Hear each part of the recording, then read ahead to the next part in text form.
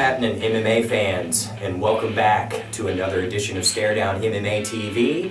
I'm your host, James Begley, and in this edition we're going to focus a little bit and try and give a quick update as to what's going on with Nick Diaz and how he was supposed to fight Braulio Estima at the World Jiu-Jitsu Expo in a Brazilian Jiu-Jitsu rules-only Superfight on Saturday night, but failed to show up for the actual event itself.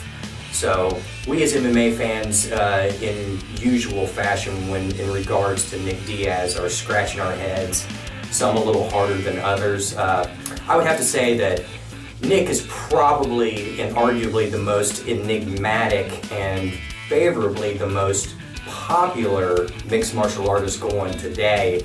It seems that no matter what this guy does, be it good, bad, or indifferent, we can't seem to get enough of it. We can't seem to stop talking about it, and all of us want to see him compete, especially since he, voiced his displeasure to his controversial loss to Carlos Condit at UFC 143, where he said that he was basically done with mixed martial arts competition altogether.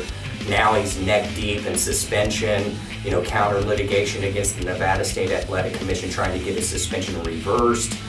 We had this super fight with Estima coming up here at the Jiu-Jitsu Expo, which would have been the first time he competed since he lost to Condit. We were dying to see this fight, and now we're just trying to figure out exactly what happened in the whole scenario. We know that Estima supposedly was having a little bit of trouble with making the 180-pound limit.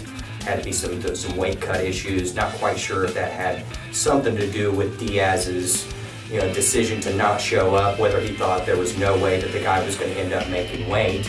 Estima, he's a multiple jiu-jitsu champion. This guy's like the Michael Jordan of Brazilian jiu-jitsu, and Diaz, like a boss, he challenged this guy and he wanted to take on the world's best.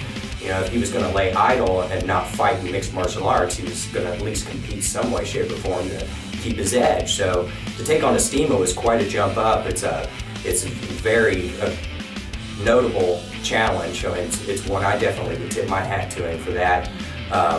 But now we're trying to figure out exactly what happened. Renzo Gracie, who organized the event, had to make the actual announcement that Diaz wasn't actually going to compete that night, which disappointed many fans and a lot of people who actually logged online to watch this fight on pay-per-view. So we'll see exactly what happens, whether or not there's an explanation or some sort of a resolution to this situation here coming up. Diaz is the man. We want to figure out exactly what's going on. So until we can figure out something else, we're going to try and keep you posted on all the updates. And until then, you guys enjoy the action.